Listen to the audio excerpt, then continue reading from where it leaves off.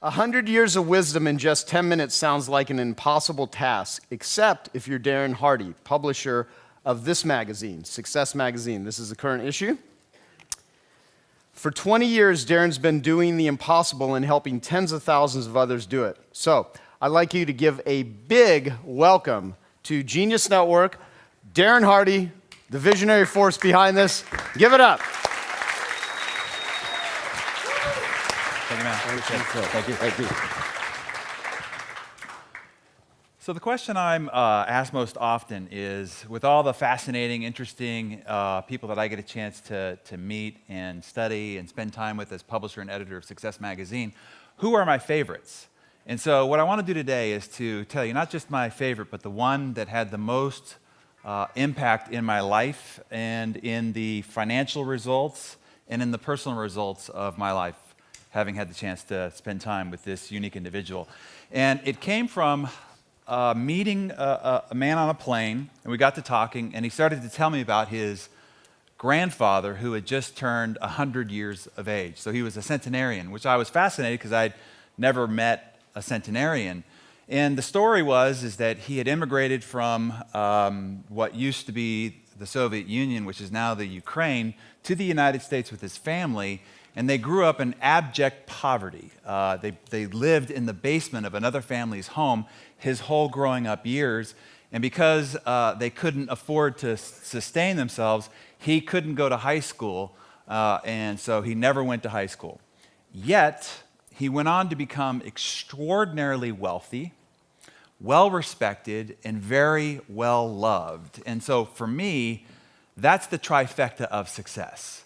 Wealthy, well-respected, and very loved. And so I asked if I could get his grandfather's phone number and if I could call him on the phone and see if I could inquire about doing an interview. And so he passed me his grandfather's his number. I called him on the phone and finally got him on the line and said I would love to sit down and interview him and publicize his story and success. And he said, no, not a chance. He's a very, very private person and didn't want that kind of publicity. And so I switched my marketing mind and said, but we could document all the lessons that you learned of 100 years of wisdom, and you could pass it down to your children as a how to live the kind of extraordinary life you've proven, so that maybe great-grandchildren who never get a chance to meet you could learn the same lessons. And he seemed to get inspired by that idea.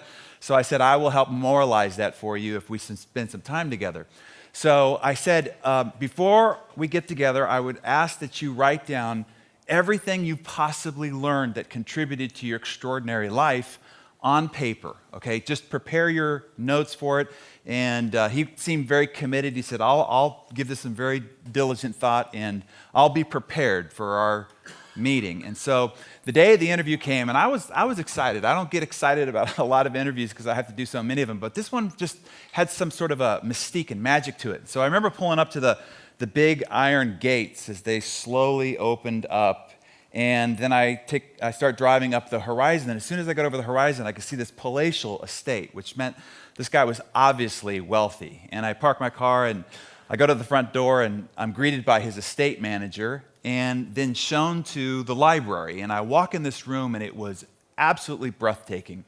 Polished mahogany wood, 2 stories, wall-to-wall, floor-to-ceiling books. Rare books as well as contemporary modern, books maybe by many of you in this room, which was another indication that this is a man who, while never went to high school, is a serious student.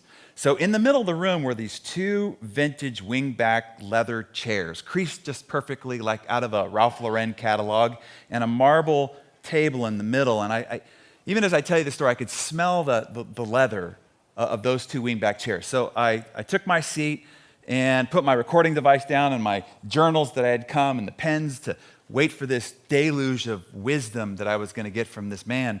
And he eventually walks in and his skin is translucent, wrinkled. He's obviously old, but he's got this grace about him that obviously you don't acquire unless you've walked for nearly 1 million hours on this planet. And when I shook his hand, I knew in that moment this was going to be something special. And so when he sat down, I said, so did you get a chance to write down all the wisdoms of 100 years of living? And he said, oh yeah, I did. And I said, well, where is it? Because I expected a big, thick, stack of documents. And he said, oh, I have it. And he reached into his breast pocket and said, it's right here. And he handed it over to me, and I took it, and I opened it up, and I read it in about 30 seconds because it was only 2/3 filled out.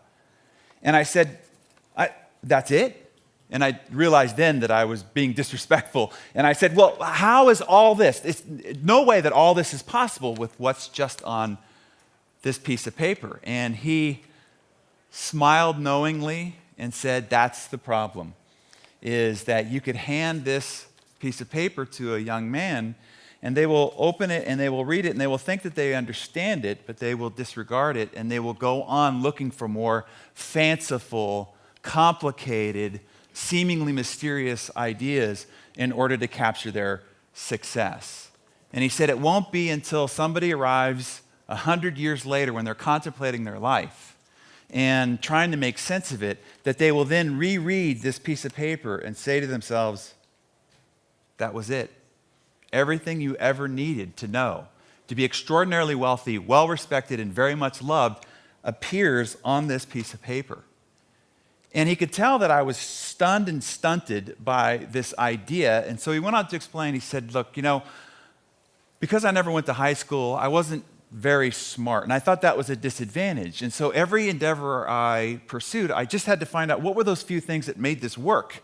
And because I thought I wasn't very smart, I didn't change them. I didn't try to adapt them and make them my own. I just did them.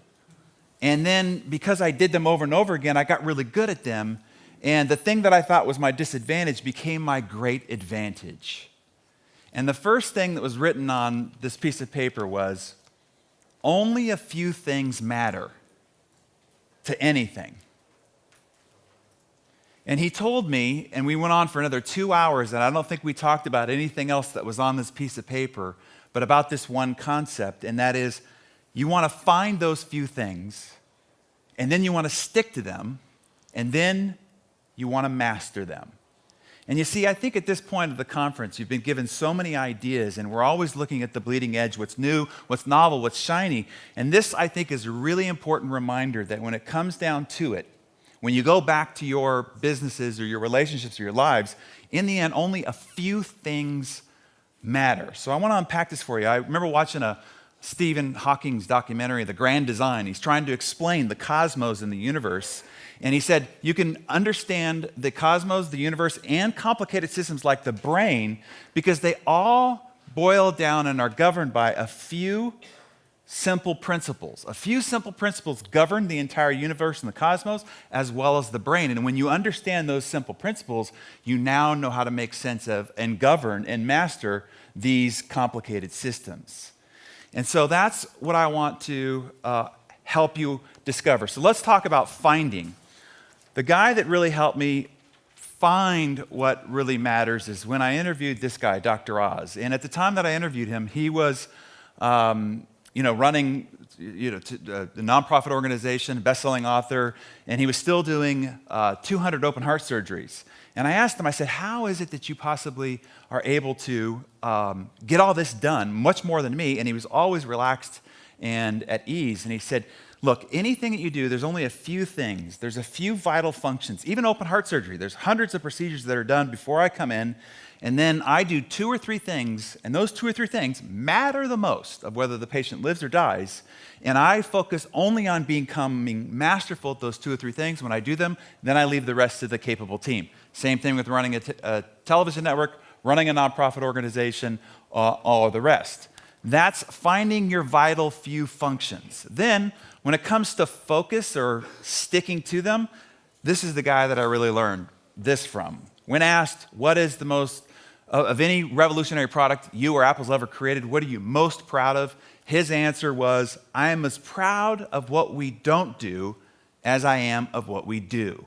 And then he went on to explain, people think focus means saying yes to the thing you have to focus on, but that's not what it means at all. It means saying no to the other 100 good ideas there are. You have to pick carefully, so saying no to the 1,000 things is your key to success. And when asking Warren Buffett, if you could boil your success down to one key principle, Of all the oracle, the Oracle of Omaha knows about investing and building wealth, what would be your one key to success? He said, for every 100 great opportunities that are brought to me, I say no 99 times.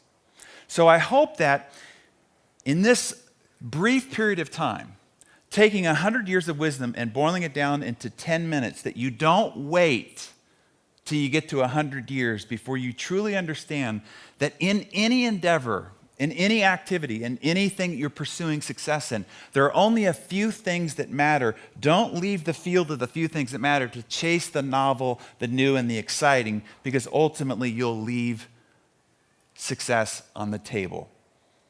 Thank you all very much.